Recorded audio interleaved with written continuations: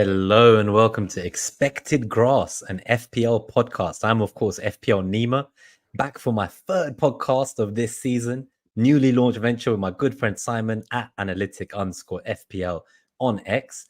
Simon, as the rest of us know him. And yeah, we're here to tell you what the show is all about, how we met, and what you can expect from us this season going ahead, right? And shout out to the wellness thumbnail if you're watching on YouTube.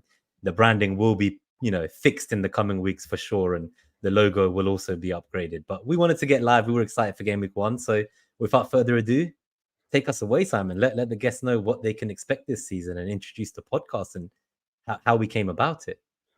Sure. I guess this is the podcast that's going to disappoint everyone, right? So it's not quite analytical enough for the full nerds, and it's not quite grassy enough for the full grass people. So we're just gonna chat about FPL, which is, I guess, what you expected. I guess, Nima, do you want to chat about how we met?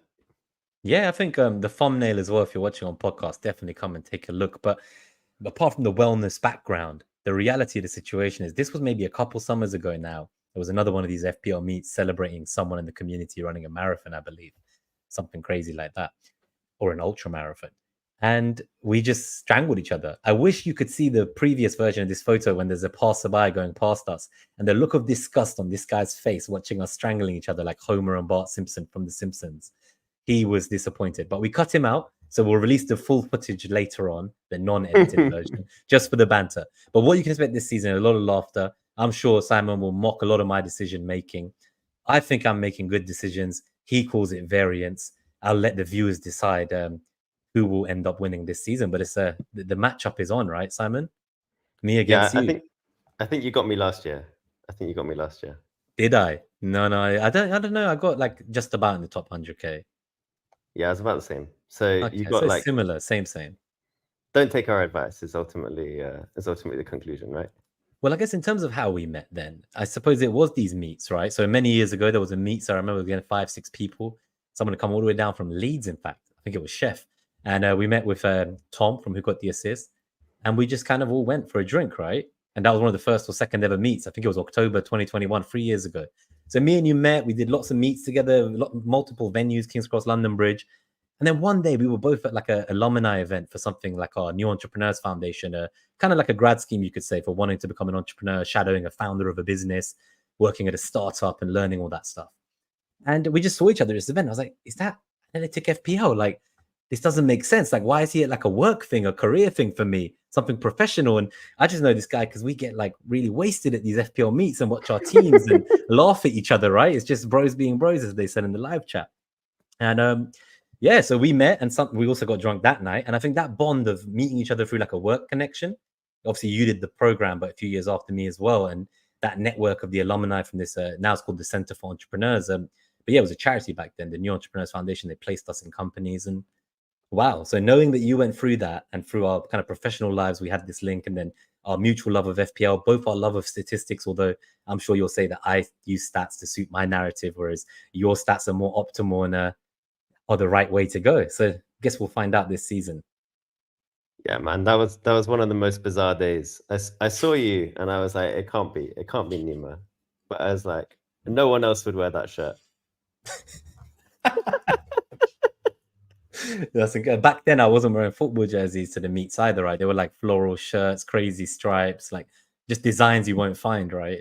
I remember I used to love shirts like that, but these days it's all football jerseys with free podcasts, right? So I'm glad we made this happen though, because I think this will be the most fun podcast in terms of remembering why I got into content in the first place, which is just the love of FPL, right? That is it. Like trying to compete, trying to beat everyone. I'm in like 5, 6 draft leagues across different formats. I'm trying other formats I've never tried this year. Like this is my favorite week of the season. I don't know about you, Simon, but how do how many solves do you run in preseason? Your version of what I'm doing, I guess, because I'm just there like taking interview quotes and like that's enough to change a whole position. I'm more into the sports psychology side of stuff. It's one of the trickiest weeks of the season, right? Because it's the one where the models have the least idea, and everyone who doesn't use models also has the least idea. Yeah, and I guess with the new changes as well, right? Yeah, for sure. There's like a whole another set of questions from the rule changes, but just Gameweek 1 in general, I think it's it's good fun because like it's the most important week in a lot of ways. Like if you set your team up wrong, you're kind of screwed. But also it's the one where you have the least idea of how to do well, which in a way, yeah, it's great. I love it. And everyone has hope as well. Do you know why I play all these formats? Because it's the only way that no matter how badly it goes for my FPL team, there's an asset somewhere that I don't have in FPL that did well. So I'm like covering every possible base. And I really play truly for the fun. So I don't know. You might tell me maybe playing for fun isn't the right way, but I heard a few successful seasons. I know the first time we laughed that it was a one-off, and I tried to kind of call it a 3-digit rank when it wasn't. I was one of those guys who says that like 10,005 is a top 10K finish, right? So I was trying the same the other way, and you said you weren't having it. But a couple of years later, I then had another good year, and so I was like, okay, I've done it, but still not enough to get into these Elite 1000 FPL review. And so I know that you're right to an extent. And for me, this podcast this season is about learning from you what it is I'm doing in my decision making that isn't getting me into those lists. Now, the FPL research rankings I had a look at, and I'm okay there, like nothing amazing, but it's still like I'd say 2,500, I think. So it's not quite top 1,000, but I'm like, okay, so some of my recent ranks are good, but there's been a couple of bad ones recently. So I'm like, okay, I need to fix up. So how do you look at all that? Like, do you take much credence into your previous rank, or is each season a completely new season with completely new learnings? Because that's the other exciting thing. We know nothing going into it. And I just want to go back to that point you made. Yeah, I think it's like every game week is kind of a new thing, right? There's almost no point like looking back unless you just want to like self masturbate, right? I do like to do that though, yeah. Yeah, everyone kind of does, and like I'm no exception, but it doesn't actually help you with your decisions to be like, okay, well, I got like 2 10Ks, like, yeah, big whoop.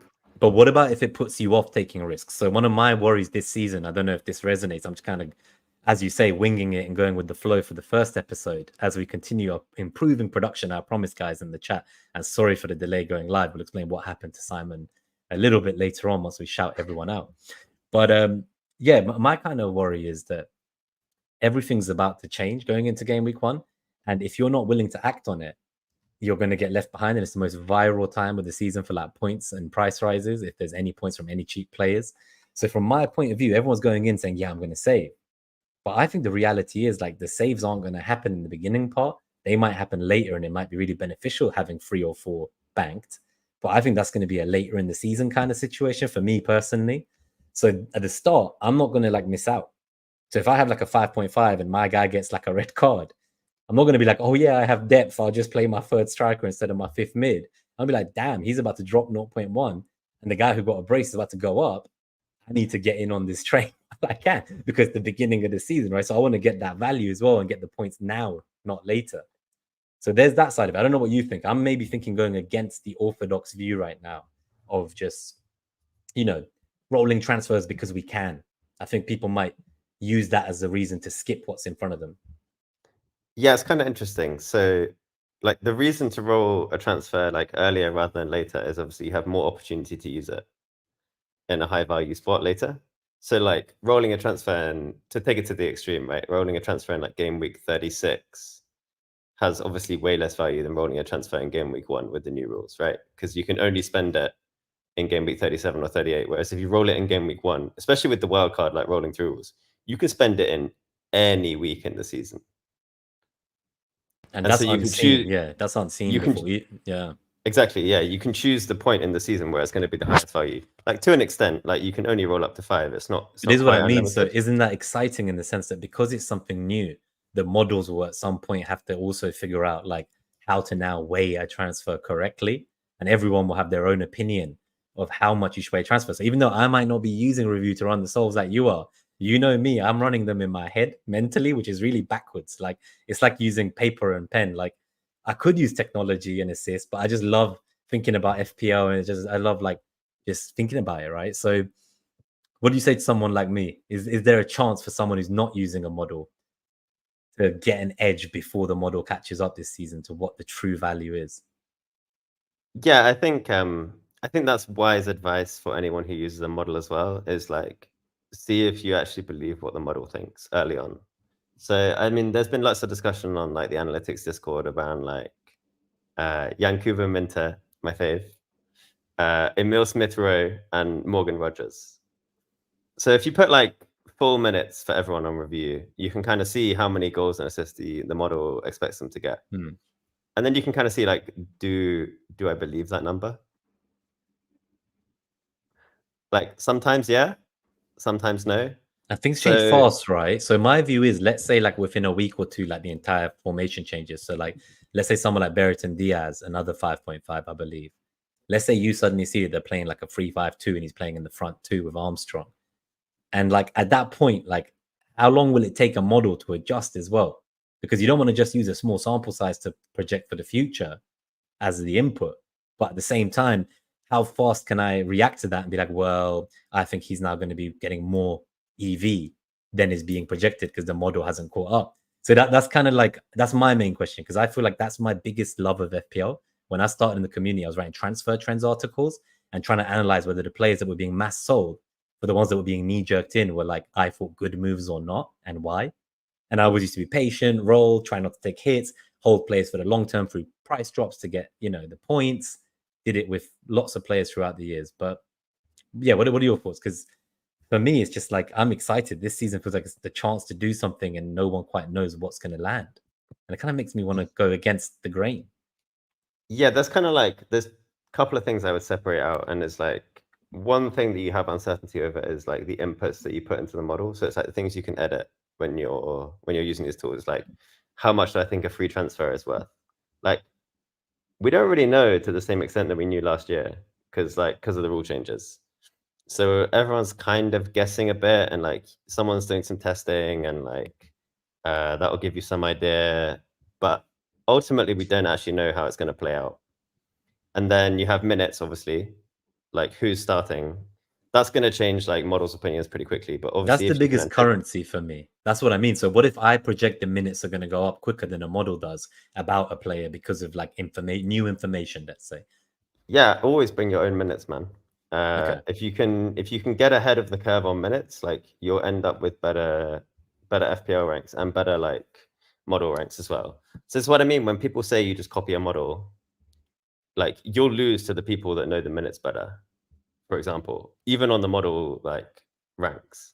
I always thought this was the greatest final edge left in FPL for the last few years, when it was, whether it was team leaks or, ITKs, whatever it might be, or presser quotes, and watching loads of pressers and injury news and just constantly trying to find out, right? Because if you think someone's going to play or not makes a big difference. Equally, some would argue that knowing that information can be detrimental. So like if I just didn't go to my team on Saturday morning before a deadline and I didn't see that someone like Haaland was benched, I think it happened last year or the year before when I then bought Alvarez that same week with that transfer. And then like the following week, I had to undo it. But ultimately, it was like, why did I do that? And it was because of information I had. And then the player I bring in, if they blank, it looks kind of bad. And then I've had it on the flip side where I've seen people do that with news. News says this guy isn't starting, so they captain someone else, like Son, when Mourinho said he wasn't fit. Everyone, I think 1 million people sold him that week against, it probably was Leicester as well.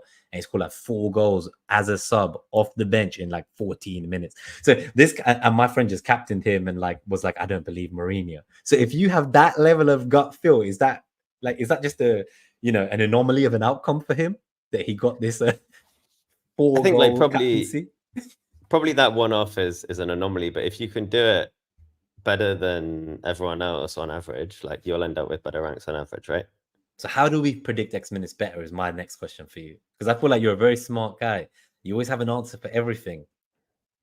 Oh, it's difficult. Like that's why it's fun. Yeah.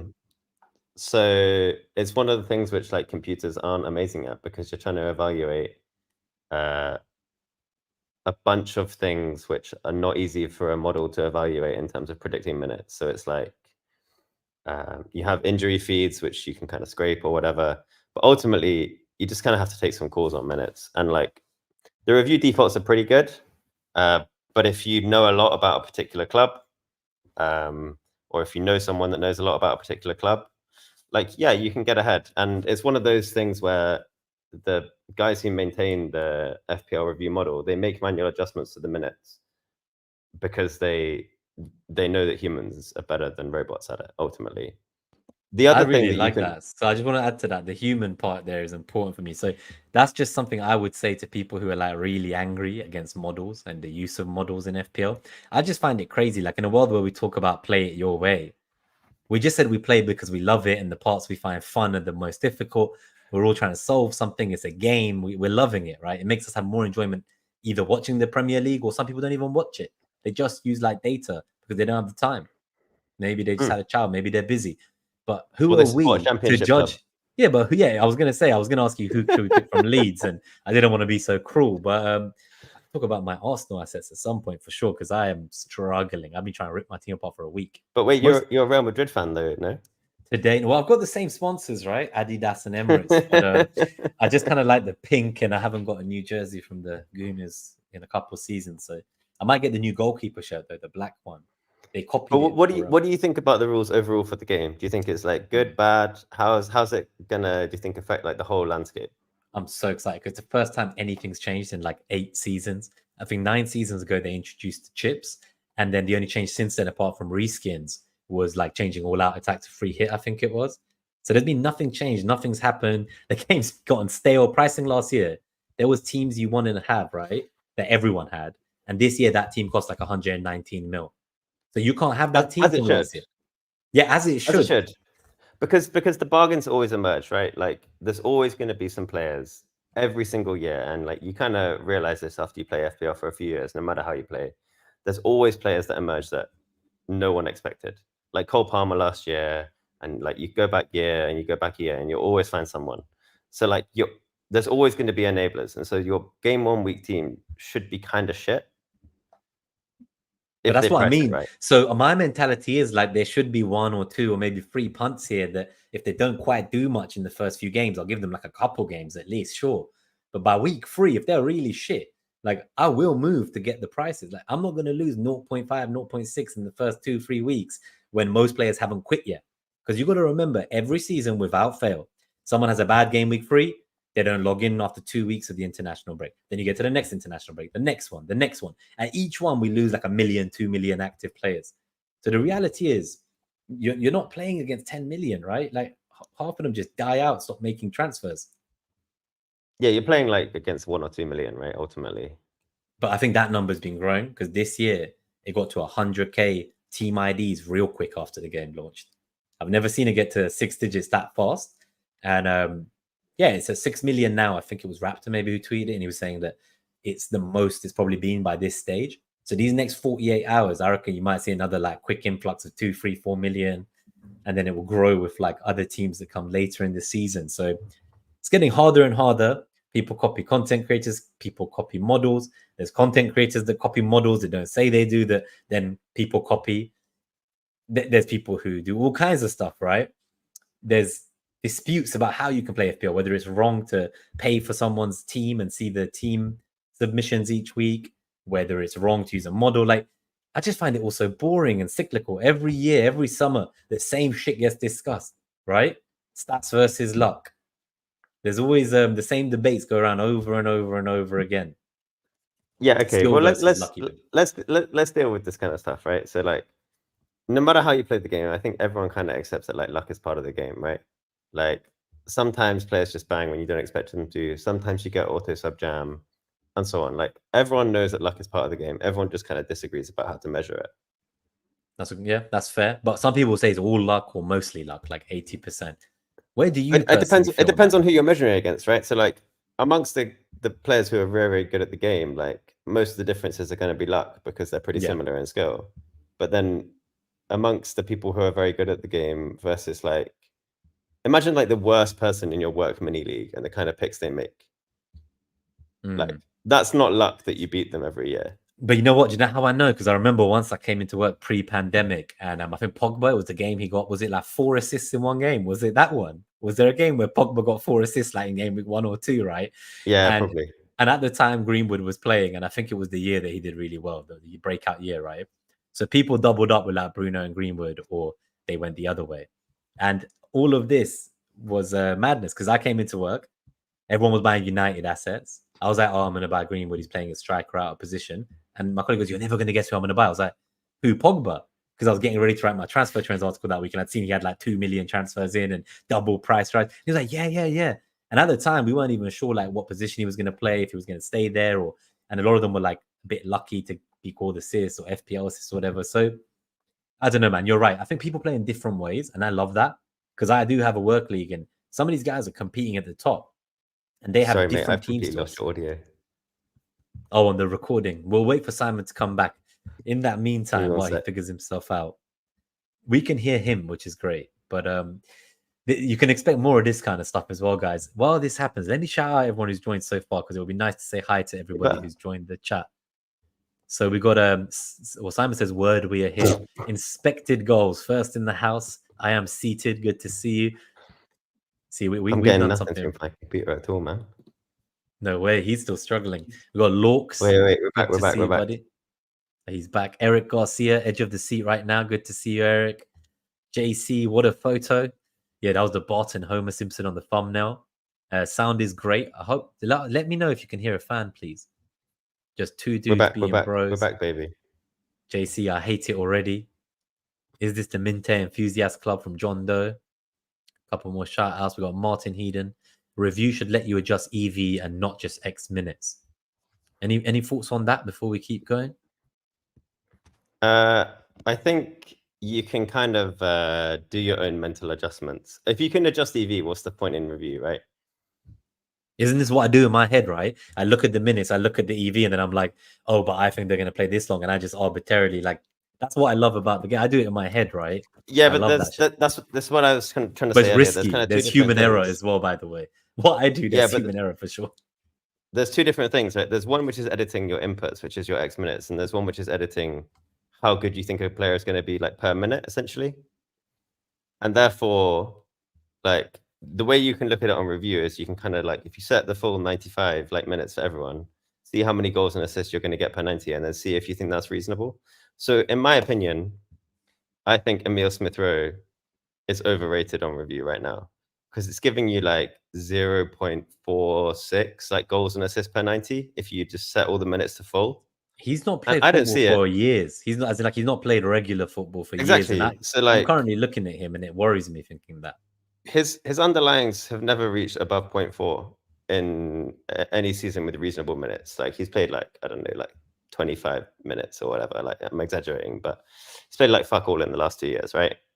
And then in the seasons before that, he's never reached over 0.4. And so I'm looking at it like a guy who hasn't played for 2 years is going to increase his output by like 20%. But the manager came out, right? So as I said earlier, I'm more of a quotes man. So I then make my adjust of my inputs based on what the managers say or the players say. And he's saying obviously Smith-Rowe's like not really got the same match fitness from not having played regularly all these years.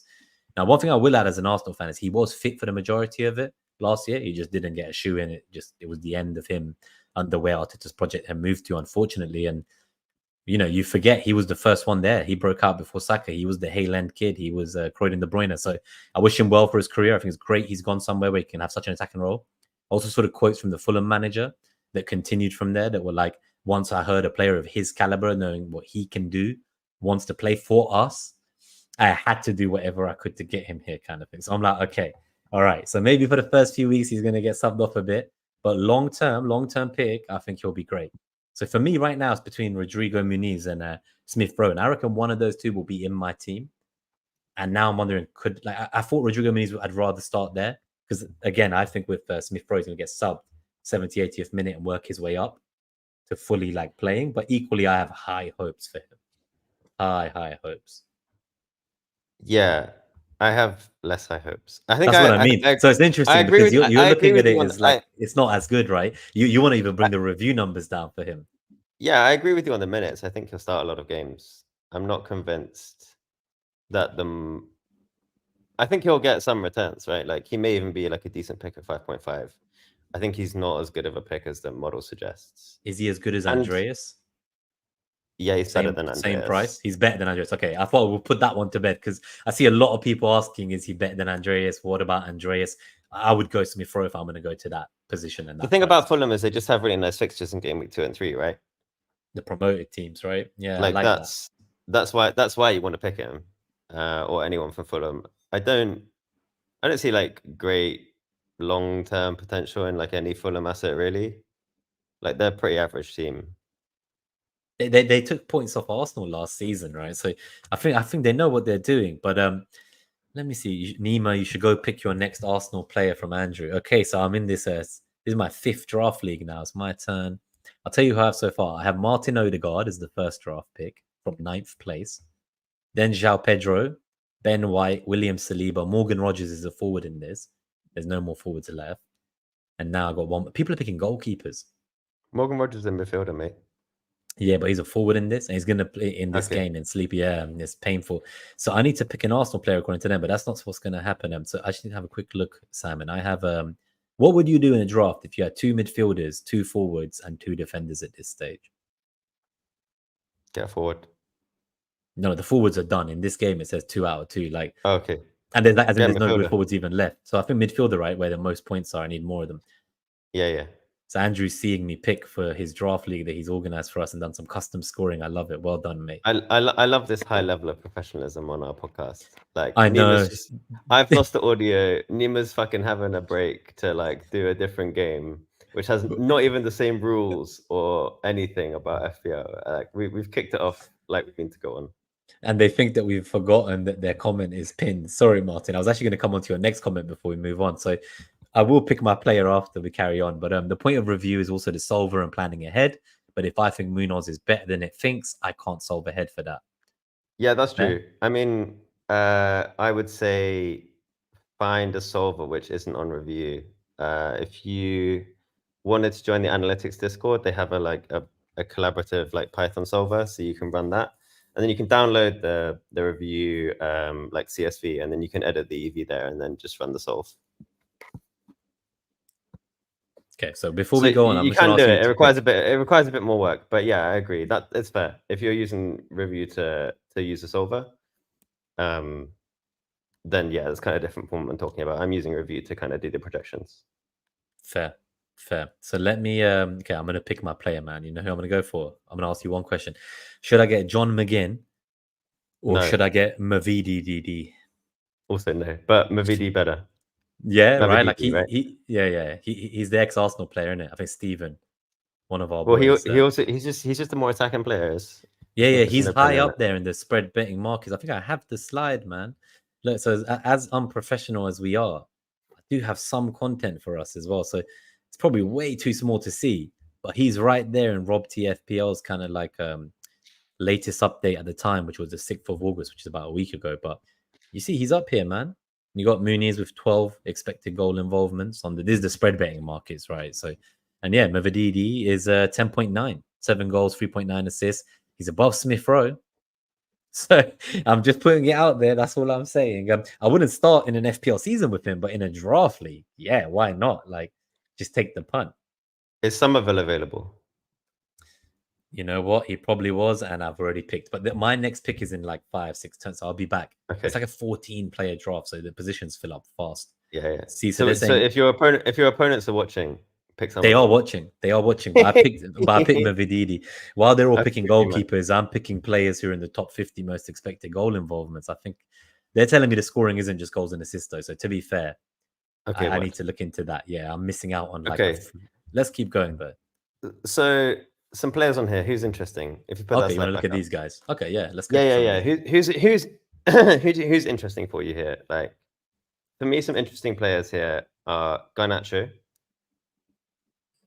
I'm not gonna have him in my Gameweek 1 squad, but I think 15. he could have a nice season. He had a really nice season last year, and he's very young.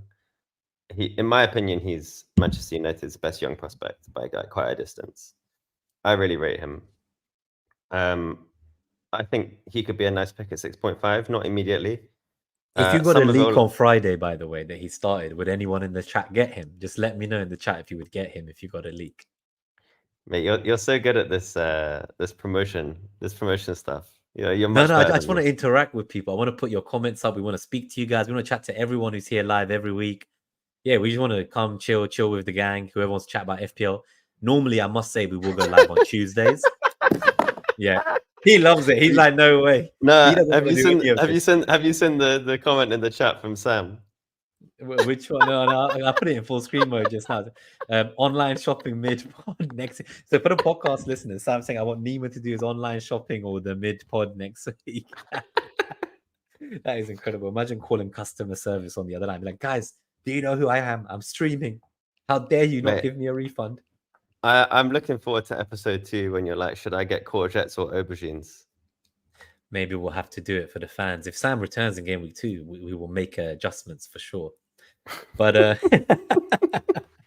all right. So these players, you've given one. You were about to give another one, but I just want to say Leon Bailey for sure at that same price point, obviously right next to Garnacho and the projected goal involvements. I really like the look of Leon Bailey. I think both of them are great.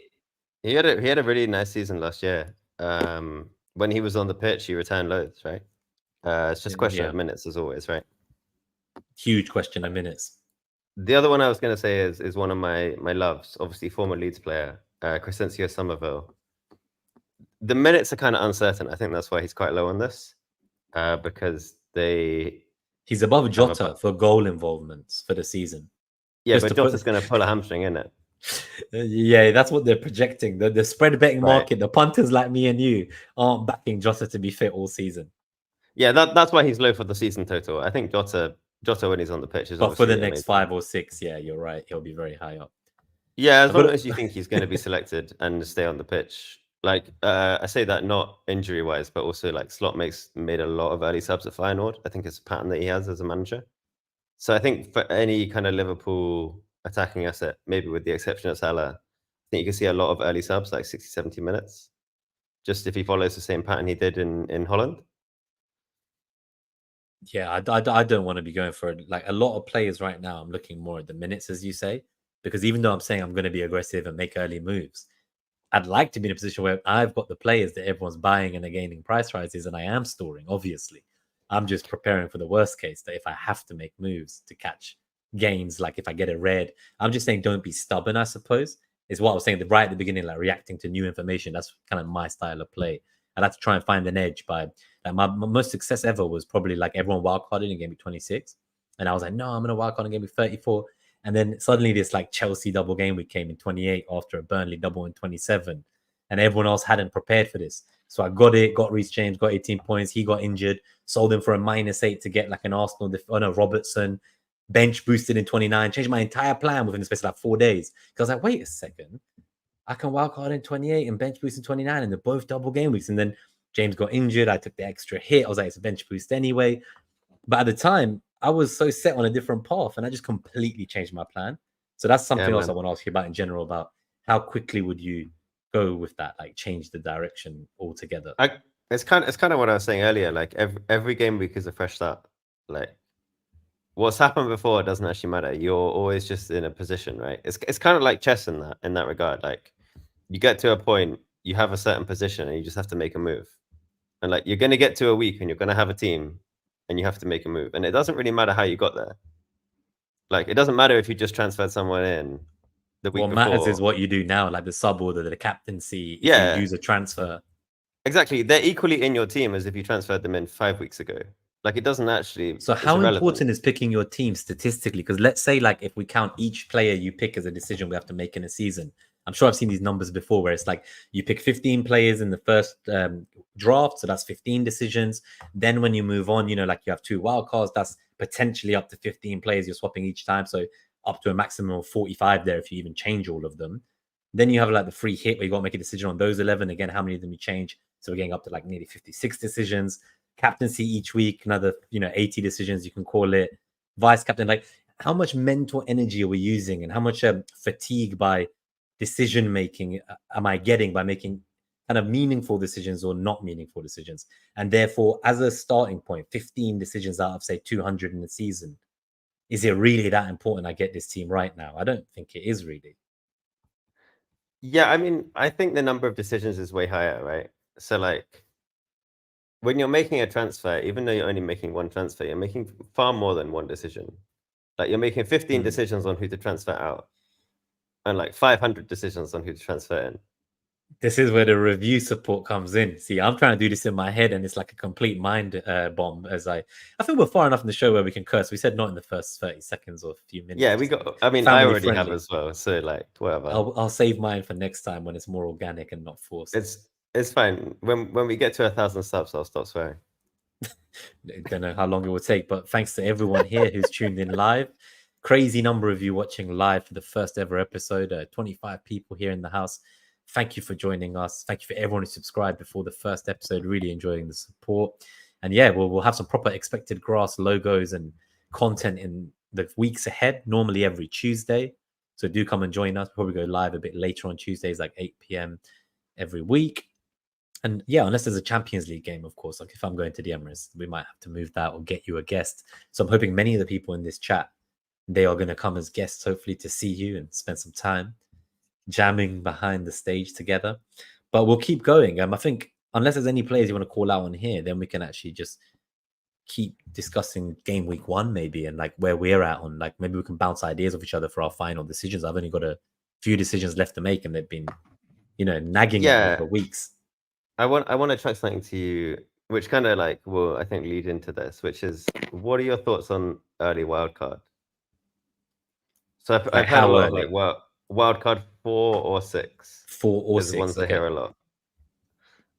Probably 4 is like more popular amongst like the people I speak to at the moment. I think 4 is more popular. The people going for 6 are waiting to get like City and Arsenal after, maybe, or at least Arsenal later. I'm not sure there's much difference in either of those weeks. I would consider them similar, except that I would say by 6 you would have like significantly more information, right? Because 3 weeks of information versus 5, for me, that's a 66% increase in the information I had on this season so far. Yeah, kind of. Although, what are you really looking for from like those 3 or 5 weeks? You're looking for minutes, right? Well, not just that, right? Like the transfer window to close. So like if the transfer window closes, it closes after game week 3. But that's what I mean. So once that happens, I'm then buying players who just signed, like back in the years when I took a hit to buy Ronaldo when he arrived and captain him. But then, do I want to be doing that? Like, do I want to be, wildcarding in players who just arrived or just signed, and there's an international break? I don't know what else is going to happen. And do I want to really change my team that much when there's another international break just like 2-3 games away? So in my mind, I hate the start of the season because there's not many matches in quick succession. There's like 2 breaks in September, October, November. It is slow. Like it's so. Yeah, so I'm looking at some of the picks, right? I'm looking at some of my picks. I'm like, is this guy going to be here? Like, I'm talking about game week 5. Do you know when game week 5 is date wise? So what? The season starts this Friday. It's like end of September, right? Yeah, like game week 6 starts on the 28th of September. Yeah. So game week 7 is the 5th of October. Then there's a 2-week break. So it's like, it's just like it just keeps happening. It just keeps happening, and it drives me insane, Simon. So I've always, and maybe it's just my play style, and maybe I need to adapt to that because I'm talking about being more aggressive and using the transfers now. So I'm kind of considering getting to the team the wildcarders will get to with my transfers, but they might save those transfers and have that on me, but I'll have their team. And then ultimately, if they use those 5 transfers in a week that there's a good swing, I'll just wildcard 2. So taking a book, a note out of Andy Martin's book, if I'm playing the pack and I like to play FPL like poker, I'm not really trying to get the most points, which a lot of you might disagree with, or people trying to win it would disagree with at least. But I'm like trying to play poker and play the house, and ownership to me is like one of the most important things. Like that's what I mean. Like as in ownership in terms of how, like, do I believe that the damage this is going to do to me effectively points wise, is the player as good as the damage they're going to do? And do I need to get there before it continues damaging me because I believe they're that good that it's now too late and I got to get there? Or do I believe in the guy I have who's not been returning, and now he's getting an even lower ownership as people, jump ship and don't believe and don't have patience in them, and then I'm going to get it to swing all the way back in my favor. So I'm more that kind of player. Like I'm looking at the ownerships and I'm looking which way they're trending, and at most I reckon if a player's over 50%, it's rare for me to not have them. But at the start of this season, I looked at the top 10 and I only have 3 of them. So that's what I mean about it's scary, because it's like a new world for me. Like there's new transfers, new stuff. And I'm like, oh, fuck it. Like I've had 2 average years last 2 years. Like I said, just about top 100K last year, and the year before, just about top 200K. And I'm thinking of like the 3-4 years before that, it was like my best years in a row consecutively. And I'm like, what's changed is I'm more worried about like getting a bad rank. So I'm not doing the things that got me my good ranks in the first place. And I don't know if that's where you normally say that I'm overestimating my ability to make those right decisions more often than not. Yeah, I don't know. I think I'm kind of curious about this. So why play safely? It's something I've never really understood. I know quite a lot of people do it, but like the whole point of FPL is to have different players to everyone else. If literally 10 million people had the same team, there wouldn't be a game. It's like right? the Toy Story meme with Buzz in the toy shop.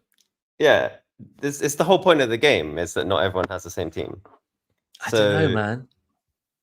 I don't know. You're right to an extent, but like play put it this without fear, bro. What okay, the how hell? about this? I'll bring it back to Game Week 1 and more relevant for this year than so meta. So for me, right, like I have my biggest decision, and you said maybe this will take us there, and I guess you were right. It somehow did. You're a very smart man. Is I really want Saka, and the fact that he's got that lower ownership, and this is the one time I'm like going like this is crazy. It's gonna sound crazy to you, but I'm going to the home games, and I'm gonna go there, and I'm gonna watch him against Wolves. I'm gonna watch him against Brighton. I'm gonna be there at the Emirates. And the points that he could get if he gets them will be worth so much more for me. I don't know if that's the wrong way to think about it, than they are like when more people will own him eventually. Because I have the belief that he could personally, I believe, and this is where my own projections come into it, that he can be the top goal scorer. I think not goal scorer, sorry, but point scorer. So I don't think there's much in it between him, Salah, and Haaland. I think, and so for me at that price, I look at that and I'm like, holy shit! Like, how can I not have this guy? And my biggest dilemma, right, has been losing one a Salah, Trent, or Nkunku to get to him. And I was always trying to toy with losing Trent or Salah. But then their fixtures are so good. And I was like, why am I so wedded on Nkunku? So that's my question for you getting onto that topic. Like, he's here. He's projected 16.5. I think he's the best 6.5 if he plays. I think if he stays injury free, he makes a mockery of his price tag. But City first game, Chelsea, lots of players, transfer window open, new manager figuring things out. Like, is this not the best time to find a way for me to get Saka by getting rid of Nkunku just for now? And like not losing Trent, not losing Salah. Well, what do you think about that then? Because that's been my biggest dilemma. Like Trent, Salah, or Nkunku to summarize. Like, and I'm now leaning more towards maybe I do lose Nkunku. Yeah, I mean, I'm gonna have Saka and Nkunku pretty much guaranteed. I probably won't have Trent or Salah. So that's what I mean. So I'd have to lose one. So, This wait, is the but difficulty. are you thinking you want Haaland and Salah, or are you thinking you Yes, just want Salah? yeah. No, so I have my front line is Haaland, Isaac, Muniz, and currently I've got Salah, Jota, Trent, Nkunku, Porro, Hall, 4.5 million goalkeeper, and Bob, and Rogers on the bench. So my plan was You might want to revise Bob. He's only got one leg at the moment. No, I saw that just before we went live. So my thought was either Muniz can become a 4.5 million, right? Or basically I need to get Jota. If I want to keep Trent, Salah, and Haaland, I want to get Jota to Saka, so I need 2.5 million, right? And I was thinking, okay, like could Bob become a 4.5? I've already got 500,000 in the bank. That's 1 million. And then could I like rearrange my whole structure? So now I'm looking at a very dodgy formation. I'm looking at like a 3-5-2 going into the season with all five playing. I'm trying mad midfield. So, you know, when I said taking risks, I got to tinker overload and I'd step away because I was like, this is ridiculous. I won't do this. I had a midfield at one point of Jota, Saka, Odegaard, Martinelli. And I was like, why not? If it goes wrong, I just wildcard. Like in my head, I realized I'm so averse to risk that like I always delay my wildcard till so long. But that's when I stepped away from the keyboard, obviously. Now the question is, do I get like what would you do? You've like been Trent smoking to too much expected grass, man. Yeah, too much expected grass. So would you do like say Trent to Kwanzaa to get Jota up to Saka? Or would you do like Salah to get Son and Saka? Who would you lose in that situation? Bro, all you're giving me is bad options here. You don't like any of these players. Okay, what I would say to you is if you change Saka into Eze. No, I don't want Eze. I've not had him in any drafts. Not yet. Just see what happens. What, Salah? Yeah. Should I share my screen while I do it? If you want, mate. If people want to see it live. Yeah, I guess. Like I don't know if they do, but maybe they want to see like what we're doing instead of like I would say I'd say my most locked players at the moment are Eze. Eze is your most locked player. Bruno Fernandes and Pedro Porro. Yeah, see, no, I can't be going for Bruno for me, mate. I would rather sooner double up on that Saka Odegaard midfield I was talking Yeah. about. Saka, I will definitely have. Saka Yeah, is a but no-brainer. Like okay, so I would go Saka, for both. I'd absolute considered no-brainer. this for the first 3 games. Saka Odegaard double up. I was like, this could be disgusting. But I think if you have Salah and Haaland, you can't have Saka. It doesn't work. You reckon? No, I think I can. Well, you don't think I can fix? Honestly, I really think you think it'll be pick too one. weak in one position? So I look, think I you need really 2 got. million, I think right? you really pick one of Salah and Haaland, and No, then you but can build a really good team with one. I I can't. don't think you can build really Salah's good the teams with closest to two. going out. That's what I'll say. So what's interesting is when the game launched, I had Salah in the first day the game launched. I didn't change my team for like a month, and in that time, I just enjoyed preseason. Right.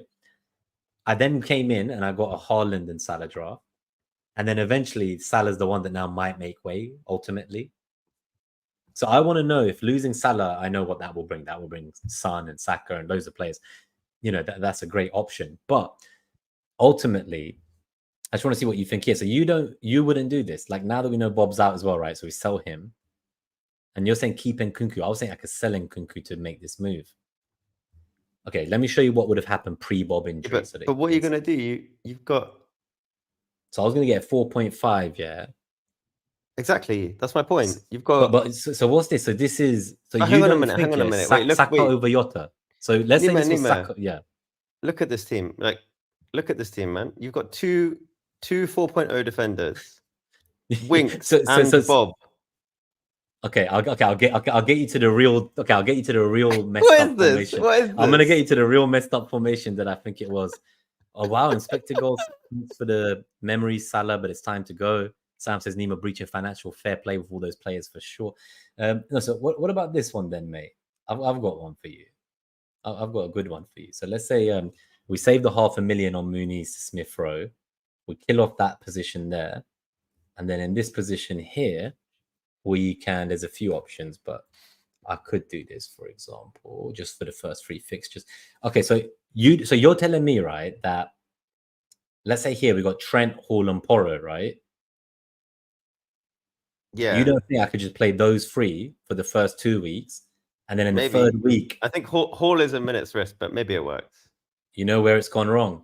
There was before the Bob injury, before I upgraded into Hudson-Odoi, I was able to get like Kwanzaa into this. Or like Van der Ven or like I would have been able to get someone, right? Because now I'm 500,000 short. Now Bob was the guy who was here. So do you still not like? But you've already got Rodgers, a 4th defender, mate. But just think, like, if someone gets injured here or something, like, who are you going to transfer all these like 5 or 5.0 mids to? You're so reliant on that for the structure, right? I know. You have no options because you pick them all. So now you're right. So okay, I'll go to the real. Okay, we'll go to the real talk. Real talk. If I got rid of Salah or Trent, it would make a big difference, right? I know the guys in the chat. Nans is saying, "Bro, what is this team? Why am I watching this? I don't know. You got to tell us." I agree, man. I agree. What is this girl team? says, "Just not both." Nima, are you okay from Sam? Okay, so I think we'll swiftly move on from there to a better team. But no, to be fair, name I am 18 players if you've been kidnapped, Nima. Name it. Okay, maybe it's the draft leagues are getting to me. So what about if I went a bit more without this? So what do you think about this? Like without Salah, do you prefer this team? It has a 4th defender that I didn't have before. Although I would find a mid-price mid instead of Son and upgrade your defense to Pedro. And I also get. What if I got Muniz and instead of Son, what if I get back Nkunku? Oh boy. Oh yeah, Nkunku's good. Nkunku's good. Yeah, you got but then I could get make that Gabriel, and then you can make Barco into like a good 4.5, and then you're happy days. Or you can make. So what do the guys in the chat think then? Salah. So App Purple says Salah, Haaland, and Trent doesn't really work. So what do we have here? Yeah, no Salah. Yeah, I think it's the Isaac part as well. We all forget to mention him at 8.5 million because he was the first player that was locked into my team, I would say. Yeah, you could do like Haaland, João Pedro, and Muniz as a front line, and then you can get Trent. What would you do for this? So what do you think about this one though? Like there's a few other final bits I sort of squeeze out a bit more from the midfield. So like if I just downgraded Rodgers, yeah, like Nkunku could be like Gordon, but you think Nkunku's good enough that like Nkunku's better though, and he's $1 million cheaper. Why True. would you pay $1 million more for a worse player? Well, I couldn't get to Solanke and I can't get to Havertz. Muniz. Havertz is someone I looked at, by the way. Havertz is a little sleeper pick. Instead of Like, Saka, I looked at him as an option. like Havertz and Darwin are people that I'm really watching the minutes very closely on. Because if Havertz gets all the minutes at 9, continues to, which I think is quite likely, but I'm not sure enough to pick him. And if Darwin gets the minutes at 9 at Liverpool, which I'm less sure, like those are both incredible picks. Guys, so by the way, we're 50 minutes in. Thank you. There's still 25 of you. We did lose like 7, 8 people at some point. I'm pretty sure the draft scared them away. But new viewers have come back, or they've come back after they threw their phone across the room in rage at a team that would have got a very low rating in the EV charts. But I think this team's more structured for sure. I still don't quite like having the 4.5 million mid, but I guess at least they are more guaranteed as a sub than like the 4.5 million forward, right? Yeah, I think so. Should I share my draft? Should I share my screen if I can? Yeah. Why don't? Yeah, let's have a look at where you're at. I'd love to see where you're at because this is like I said, the main thing I wanted to point here is that I could go in any direction, and I'm like doing full big galaxy brain at this stage because it's just like it's the most fun I've had in a preseason in like 8, 9 seasons where it feels like something's actually changed. Okay, this isn't on the screen, but I've shared it in the StreamYard. Yeah, I can whack it in here. There we go. There you go, boom. So okay. This is what I'm thinking at the moment. So this is if I don't wildcard early, which I'm considering. And if I wildcard early, I'll probably change the defenders to kind of attack. There is value in Van der Ven. You got Dunk. Okay, so that's that's a pretty strong team. I personally, I don't know, man. Like for me, right? You hate it, don't you? No, it's not that. Like you know what it is. It's for me. It's Bruno, right? It's just like okay, yeah. I look at that, and then I look at and then I look at the defense, and I'm like, there's like no Salah, no Trent. Liverpool have such great first fixtures, and I feel like it's just like betting against them. And like, yeah, that's fine. I'm fine. I'm fine having neither of them for sure. But I just don't think personally I would back Man United as the savior to like be how the money got used well, if you know what I mean. Just like you've got, let's say, a better fifth defender than me, about $500,000, but then like I'm talking about like. But okay, know, if I want to make it like a bit Nima, just to satisfy you. Yeah, what would be your version of it if you didn't spend as much money on the bench? Well, no, if I just went like full Nima, I'd do that. Oh, so you bring in Trent, Gabriel, Porro. You don't want Bruno, right? And you want Trent. So I just change the 4.5 to Trent, and I'll put in your favorite, who I'm not going to pick, Smith Rowe, and then you're happy. No. Minte is the one I want long term, but you're going there from the start. And João Pedro. So João Pedro has been in my team the whole preseason. I think over a season long. And if we go back to the data real quick as well, I'm pretty sure he's quite high up in the expected goal involvements here. He's decent enough at least. Where is he? I'm just trying to find him again. It's been so long since it's so small, right? There's like 50 names and I have to look for João Pedro. You don't see him, do you? Imagine he's not on this. No, he's maybe they haven't got a market. I don't know. Oh no, he is. He's like 15.9. Oh shit! So he's really high up. Okay, so I didn't even look that high up. So yeah, for that price, 5.5 million, right? And obviously last season he was still great at the start of the season, but he just wasn't getting the minutes for some reason under the manager. Him and Nkunku are both here at bargain prices. Yeah, I see what you're saying. Let's go back to your draft now that I've seen that. So yeah, so Pedro, you don't feel like it's too much overkill to get both of them? Well, yeah, I think and Minte.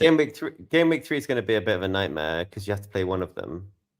But it's one game week and it's one player. So like, if you think about it in kind of like a points projection where you may be giving up like 1 EV or whatever, and like you're gonna have to play some players against like good teams at some point in the season. And so like stressing too much about having to do that with one player in one game week, I don't know. It feels like just get the good players. Fair. No. I like it.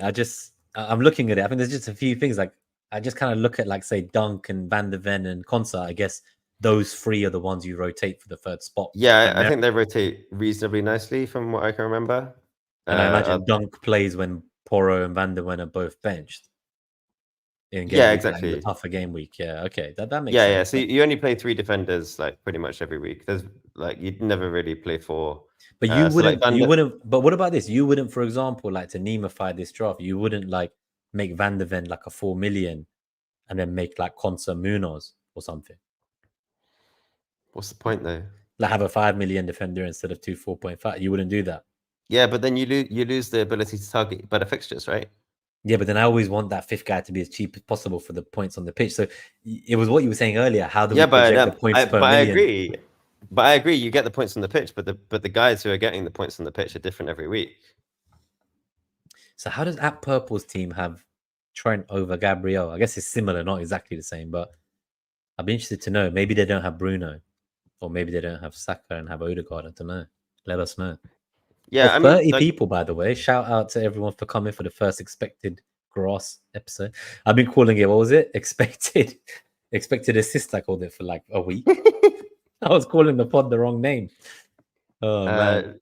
should we let everyone know the name that we didn't choose, which was the Lawnmower? Yeah, that was the stealth mode code name, Lawnmower. We almost went for it. Right now, we're did. placeholder FC though, right? With all the logo, everything's a placeholder. It's all going to get updated, guys. So the kind of 2 questions I have going into this draft is like, one, do I want to not pick Haaland and pick Salah instead? Possible. You put Muniz in for Haaland, and you have like 9 million to play with. You maybe upgrade like Minter to Salah, that's 7 million, and you got 2 million to spend on the defense. Could be nice. Put 1 million into Gabriel to Trent, and then you have another 1 million to upgrade like one of your 4.5s, or maybe could be cool.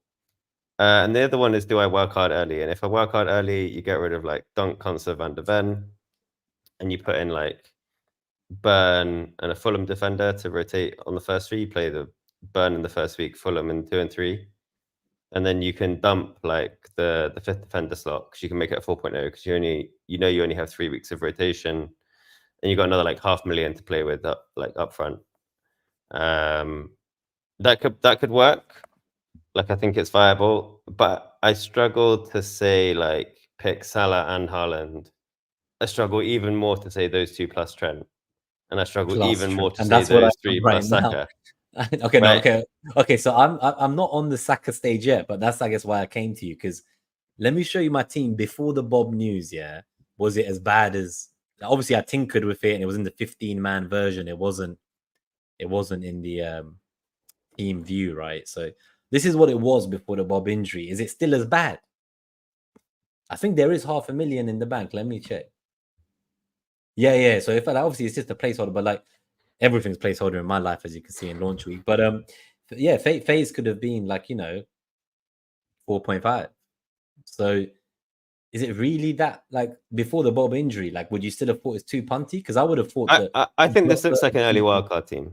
Yeah, like these 3 and Kunku, Jota, and Bob, like they would all be like longer term risks, right?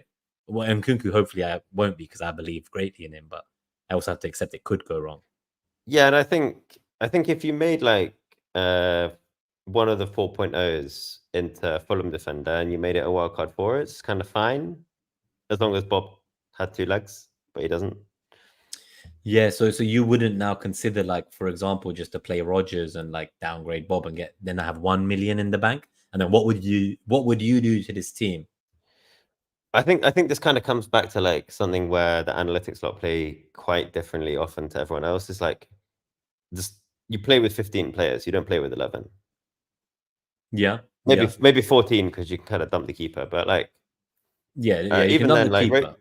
Rotating keepers can be pretty good as well. Like, I wouldn't always. But I dump rate keeper, these but, 2, right? So for me, I rate these 2, and if I can then get either Hall to Munoz, or bring in Munoz for Faze, or like just get like 5 strong defenders, then I guess the Bob thing becomes a problem now. So this is where then Salah, trying to keep Salah, Trent, and Haaland, it doesn't quite work. And Sam says in the chat, this is an oversimplification, but it's Haaland or Trent and Salah in a lot of circumstances. Both are fine. So I think that's an interesting perspective on that. Inspector Goals difference to you is Minte to Winks, Gabriel to Trent in their draft. Okay. Who else do we I don't know. have? I like having 8 attackers, man. You like the 8 attackers as well. Yeah, to be fair, my current draft did have them. I was really banking on Bob, as I say. Like Bob and Rogers were my like bandwagon picks. I was really hoping both of them would just like get a goal in the first 2 games and to be increased in price, but not I think the worked thing out. about Bob is like I'd only pick Bob if I was early wildcard because it just screams like, oh, I made my whole team to rely on a 5.0 midfielder From and Man now they're City. dropped. Yeah, And now they're nah, dropped. And like I have nowhere to go and I'm gonna need to wildcard anyway. And if I'm gonna need to wildcard anyway, I may as well set it up and get the points in advance, right? So then maybe I'm leaning more towards what you're saying, which is I might just not have Trent. If I'm gonna have Salah and Haaland, I might just have to get rid of Trent, or I'll get rid of Salah. But I really need to find a way to get Saka in. The alternative is, and this could be one last route, mate, is I reckon I could, instead of Saka, get Havertz for Muniz, and then like find that money elsewhere and move to more of a permanent 3-4-3. I know you like the 8 attackers, but like I could have a 4.5 million mid, and I could have Havertz instead of Saka, so it wouldn't be as messing with my structure as bad. And that way I could get like Gordon in. There's a few basically the players I'm missing, right? As someone who I said loves EO, I'm missing Arsenal defense. I'm missing who else? I'm missing Man City defense. So I'd love to know your thoughts on Guardiola as well. Those are the 2 defenses I'm missing, really. And I don't feel like, apart from Gordon and Eze, I don't think there's much else I'm missing. Maybe Solanke. Yeah, I'm happy to wait on Solanke. I'm happy to wait on him. I'm happy to wait on Gvardiol. I think both of those will be good picks at some point in the season. They're probably like fine picks for Gameweek 1. Like I don't hate it at all, but I'm kind of like not that stressed.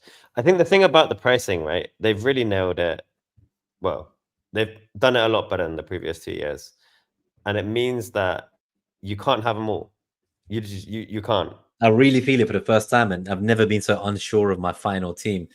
But it's good. Let me Do correct you quickly as well. remember that season when it was like there was like Hazard, Salah, Son, Kane, and like someone else? There was like 5 premiums. Was it Sanchez? Like, maybe. yeah, maybe. But like Lukaku. there was like 5 players who everyone wanted, and you could only really afford 3 at once. And it was great because you have like everyone's picking different ones, and you have to choose, and you're always going to have 2 players you really want, but you're not going to have. Kind of no matter who you pick, and it's the same here. Like you can have Palmer and Son and Foden and Saka and Salah and Haaland and Trent, but you can't have all 7. But what if my list that I want to keep, my non-negotiables, is smaller? So which of these would you not keep? Because I know you already said you wouldn't keep these players in a team, but which of them would you chop first, I suppose? So I know it's not in isolation and it has different impacts on budget and team structure, but taking away the FPL side and just players and like which teams you back the most out of these I'm going to list. Out of Salah, Trent, and then Nkunku and Saka, which of those 4 you would just not go with Saka, right? Because you don't. Oh no, you have him. Shit. So it's Salah that you've picked. Okay, so for you it is Salah because you basically your money. You put your. Well, word maybe it's either Salah maybe. or Haaland. Oh, so Haaland is still potentially off. Yeah, I think I'm still considering that I could go Salah over Haaland. Mm-hmm. But I think if you're picking like a 15 and like a 12.5, right? It's so much of your budget already. You have to pick another 13 players. And even if you pick 4.0s all the way through your defense and goalkeeper, it's like another 28 million. And then you pick another like 5 4.5s. So that's like another 22.5 million. Like you don't actually have that much extra to upgrade all your other minimum price players as soon as you got both those in.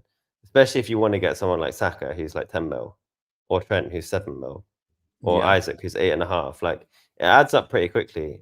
And so you pick maybe what are like the 5 best players, but you pick a bunch of trash as well in order to like fit them in. So what about 4 millions to fit in the trash? I think I've unlocked my team. Look, so yeah, like 2-4 mils is okay. But as in Trent would be the sacrifice here. So let's say I did keep Salah. So you still don't think this would work as a Haaland, Salah, Saka, but having Quanta. So what the big one missing here is Trent out of those 4 that I was saying. Yeah, Quanta, it depends on how you read the minutes. It's like we were saying earlier, like always bring your own minutes. I have high hopes of him. I think he's probably okay for like the first few. He may be all right longer term. I don't He know. might I be, feel but we don't know. We don't know yet. yeah, I feel less confident about Hall's minutes than maybe you do. I could change him to Consa. So I tried to upgrade him, and I'm going to say his name correctly this time because But you can't have two concerts though, right? no, I can do. So Ab Purple said, Oh, did bro yeah, just pronounce the other concert. So he's saying Feist as phase. Yeah, I think I did it. Wout Feist. So John Doe says 4 millions is suicide. It probably is, to be fair, with Stupinian coming back from Barco and Kadioglu coming from Turkey as well. So, but he can play anywhere, Kadioglu, but he could take that spot. Now I'm gonna back Az of all people Wasn't because he he linked with Man believes in United it. as well? Kadioglu. Yeah, I think he was linked with a lot of teams, but I don't think he's coming to Brighton. It sounds like. Fair play, they got him in there. So you're saying like Hall is more of a risk, right? So then if it was like more of a concert, a bit more. Yeah, you put in like Burn or something because Eddie Howe loves him. Yeah, exactly. So because this has Minter, this still doesn't pass your approval as a Haaland, Salah, Saka team. Obviously, there's no. Yeah, it's Trent, okay. It's okay. I think the question then is like the defense just looks thin, right? Okay, what about this? What if instead of Rodgers, because I can't play him, so I don't have the front 8 that you like, he was a 4.5, and then I have one more 4.5? Because then how is my difference to you is you're going to have 3 4.5s to rotate for one position. I'm going to have 3 4.5s to rotate for 2 positions if I did this. Yeah, exactly. Which means that you have to play the 4.5 with the second best fixture out of those 3. So, but look, if I back, like, let's say here, for example, I back every fixture here apart from maybe Arsenal for Quansah, for both Quansah and Quansah. So whoever the next 4.5 I pick, as long as they also maybe they have a good game week 2 or a good game week 3, I can bench one of these 2 guys. Or if injuries happen, I've still got a player who plays, like, let's say I got like your kind of player, like a Dunk. But you're also looking at the fact that like you also have 7 attackers only, right? So like, let's say Muniz, it's an early wild card, like you said. It can go horribly wrong. Okay, fine. I was gonna say, yeah, this needs an early wild card. But like this could become like a Pedro as well, right? Where I like him, João Pedro. So then suddenly it's like it's a much better defense. You want Muniz, if you're early wild carding, you want Muniz because of the fixtures. True, those 2 promoted teams are pretty exciting. I want João Pedro from 4 onwards. Exactly. You said don't worry about the tough games. Now you just don't want me to get because you want to beat me. If you're wild carding long, right? If I was wild carding short, I'd get rid of Pedro, get Muniz. Okay. Downgrade one of the 4.5 to a 4.0 and then get Burn and Robinson for the Newcastle Fulham rotation. Oh, this is a good shout, actually. You know what? So I think that at Purple has solved this puzzle. You know, we get Rodgers back instead of Winks. That gives us that 8th attacker you were worried about.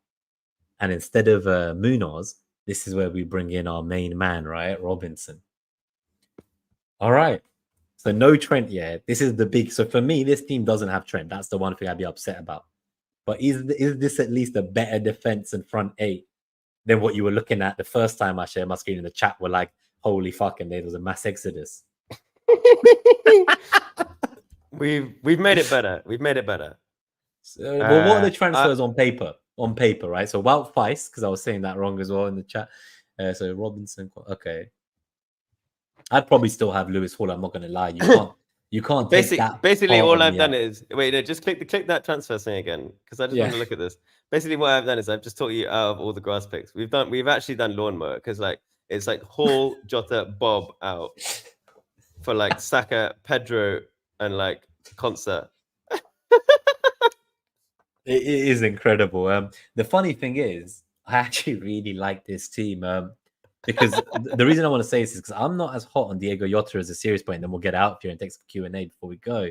But Diego Jota, like, I just want Salah more than him. So you, as someone who's not potentially going to have Salah, I'd love to just use that as the kind of main conversation. Like, I've been kind of like looking at Haaland more this preseason, but I need to have a proper look at it on Friday morning. So Martin says this, right? It's funny watching everyone construct narratives around players they hope will play like Slot loves Jota. Well, he's Jota the Slotter. Fast. Okay, so Blues FPL says fast. Then we got, I said Wout Feist is the new one, not Phase. That's clearly wrong. Do you know about the time when when Ezra came, I called him Easy, like Easy E. That was a bad one. That was a bad one.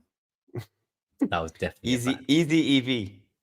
Easy EV. What else do we have? Confirmed lawnmower. We have done the lawnmower. Simon the weed killer. Yes, I think you're going to see a lot more of this guy this season, but I'm going to try my best, yeah, to keep some of those wild picks in. Like, if I had more faith in Martinelli's ex-mins, he was the one I would have had instead of Saka. And I think the team would have looked so much better if I trusted that was going to happen. That why am I picking the defender? Yeah, if I was sure at the beginning, that extra 3 million there, man, shit, I would have honestly probably gone for Martinelli and Havertz to start with. Yeah, man, I would have loved this. What you could even do Muniz and Trent for Havertz and Konsa. Yeah, true. But I don't want that. Well, could I do it for Barco as well? That would you'd be half a mil short. I'd be short, yeah. Exactly half a mil. Yeah. Yeah. Yeah, exactly. Unless I want Ben White and Reed. So you see, surely he's someone. I mean, I like an Arsenal defender though. like an Arsenal defender is good. Like I'll probably have Gabriel. It doesn't look like the minutes are going to be a problem with like. The problem is I really like what we've done, and Inspector goes Salah and Haaland in a team simply doesn't work. But this is a big improvement. I think it was a big improvement, but then I think Trent's just like worth that money. And I always like to start the season with like the most expensive players in the outfield positions. So that's part of my stress here, because that's why I want Trent, Haaland, Salah, because of that maybe archaic mentality I have of this is how I play, and I have to have these guys so I can get to anyone in one move. And I was telling you about how I want to move transfers in the first few weeks instead of saving. So we'll see if you can continue lawnmowering these teams throughout the season. But it's definitely been funny to watch and interesting to watch. Anything on defenders actually before we go, because this was one of the other stats from Rob TFPL on the projected goal involvements, but for only defenders. This was from the 6th of August, so it's probably changed as well. Trent's obviously got here 14 goal involvements, 3 goals, 10 assists. I personally think he's going to get more goals this season, so maybe like still a similar outcome overall goal involvement wise, but I expect him to score more goals. Porro, we know what he's been doing. Like, he's someone who I think anyone who's into analytics probably like was upset he scored 2 goals in preseason and everyone else got involved, because the numbers were there from the beginning. And he's been like my first defender pick in the 3rd round of most drafts I've done every single time. Yeah, Porro is ridiculous, man. It like everyone kind of like is like Tottenham defense is bad, which it definitely was true last year. But like this guy is putting up like 0.4 expected goals in his first half season, 0.3 last year. Like he's not that far off like your like 5 million mids. Like his underlying numbers were better than Morgan Rogers last year in the Premier League. Put it that way. But some of these guys, right? They're higher up on that list. In a purely attacking sense. Yeah, like look, when you come here, even right, like you see, it's a big difference, right? Some of these players here, top. Porro's ahead of Jota. Yeah, this is crazy. Sure, look where Trent is. Trent is ahead of like Diaz, Trossard, Richarlison, Calvert-Lewin, Grealish. Yeah, like some of it will be minutes, obviously, but like, yeah, these guys are obviously good picks. Like, I'll definitely own Trent at some point in the year. Just not. Well, you're not gonna have him or Salah. So for the start, you're looking at either Haaland only, no Trent, or no Trent Salah, and Salah, or Trent and Salah. That's the way you're spending the money, and that's kind of, I guess, what they're saying in the chat. Yeah, 8.1 there for James. Yeah, that. Yeah, so James, obviously, he's projected like one of the highest on here. There's Trippier, Robertson, James. What about these cheaper players like Munoz, Maatsen, and Davis? Maatsen and Munoz, both 5 million, I think. Are they ones to keep an eye on? Maatsen is more interesting to me than Davis. Just because I think if you have similar attacking potential and a better defense, you're obviously a much better FPL asset. By the way, I'm back on the clock. It's my next pick. Imagine, I'll do my next pick by ending the show instead of wasting people's time. Unless there's any comments, let's see what we've starred. There's a few questions, I think, that I starred from earlier. So maybe we'll talk about those comments and then we'll get out of here by about... We'll give it till past latest, so 3-4 minutes. Thank you, everyone, for tuning in live. If you haven't already subscribed, please do support us. We're going to stream mainly on Tuesdays, and we're just going to chat about whatever's happening that week. I'm sure Simon will keep trying to lawnmower my teams. You know, once the deadline passes, if I'm not already passed out with a dead phone at Fest on Friday, then we'll see what happens. I'm going to see Simon at the meets from midday to 4 p.m. If you're available like Friday afternoon, me and Nima will both be at the FPL meets in Vauxhall, so come along, say hi. I won't be at Fest. I got plans in the evening, but Mother Kelly's, yeah, during the daytime, and anyone I'll be there in the day, yeah. Yeah, And then sounds Nima good. will be at Fest. And I forgot, I'm sure you guys are doing your meetup as well at some point that I helped Fran get the venue. So I hope you guys have a good time in case I don't see some of you till then. I am going to get myself to the Emirates hopefully this weekend. So I'm very excited and I'll see you on Friday, Simon. But these are just some random things I still have in here. So I'll just go back to the main thumbnail of us trying to kill each other before we get ourselves out of here. We will read some of these comments though on the way. So we got so just at Purple says only got one 6.5 million mid, and I think Nkunku is clear. I think this is when we were talking about Leon Bailey earlier. Yeah, I agree. Sounds like Zaha links are dead and buried too, so not sure Palace is getting Zaha. I'm keen to know what happens with Eze as well, if he like moves to City, what that means for him as an asset. Yeah, if he goes to City, he's like dead as an asset. I think so. Nan says, I'm quietly confident on Havertz's minutes at 9, especially if Marino comes for that left 8 and if Partey and Jorginho stay fit for the 6th position. I totally agree. I think it will be game and opposition specific, but I expect Havertz to start 70% of his starts at centre forward. I do think I agree. Jesus might play like at the Emirates at home against a lot of teams that might just like sit back from minute 1 and to just be a bit tricky and like cause problems. But I think Havertz will play all the big games, like top opposition. He'll mainly play pretty much every game. It will be like one-off tactical or rest. I think that he wouldn't be playing centre forward personally. And Just even on then, that, just yeah. What are your on thoughts that, on as an that? Arsenal fan, do you think Jesus will play in games where Arteta is like really, really keen on the press?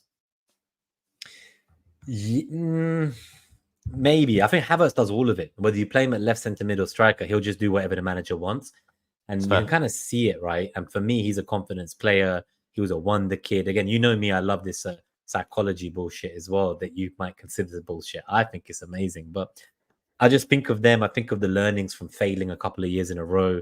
It's all hoodoo. It's not things you can measure or quantify. But my measurement as a Arsenal fan, watching the match going, seeing the kind of spirit around the club, it's a different era for us. And like, I'm really excited for the 5 years ahead. And I don't think short term about it. Like, I'm really excited like for the next few seasons.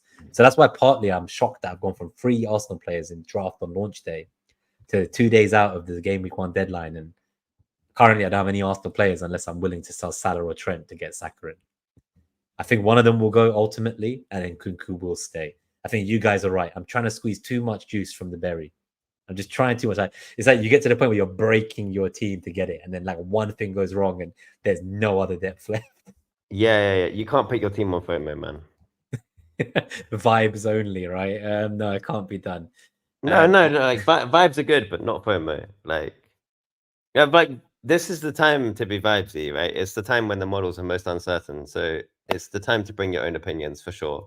Not just on minutes, but also on like whether you think the kind of baselines are right. And like if a player is in a new league, player is in a new team, if the team has a new manager, if they're playing in a different role, like these are the times to bring your opinions. But on your team specifically, yeah, I think you're trying to just have a little FOMO there and just get too many of the players, and you're going to have to sacrifice some. For sure. Can I get one more sleeper pick from you for this sleeper draft, if that's okay, before we get out of here? And Has Somerville gone yet? I'll have a look. FPL Auto says Porro and Trent are attacking wingers. Clean sheets are just bonuses. What else do we have? We have at Purple. Can't wait. We'll tune in when I can. Martin Heeden. Porro's XGI was double when Madison was out injured. Puts me off him a little. And then, okay. So for me, personally, I kind of don't know if Madison will go back to the best as his first few months at Spurs. Hearing Spurs fans talk about him and seeing how he was when he came back from injury and getting left out of the England squad, I don't know, man. People seem to think that like if he doesn't quite get back to his ways, that he might not be starting, right? People even talk about players like Bergvall. And, you know, we've got Kulusevski, we've got Johnson on the side. Richarlison will come back. We've got Solanke, we've got Son, like Madison's there. Like ultimately, 4 of these guys might play. That nearly 6-7 players when everyone's fit. So for me, I think that Porro is more likely to outstay Madison in terms of being a regular starter this season. That's my kind of out there take, if you like. No, I agree with you. I think Spurs will rotate more than they did last year.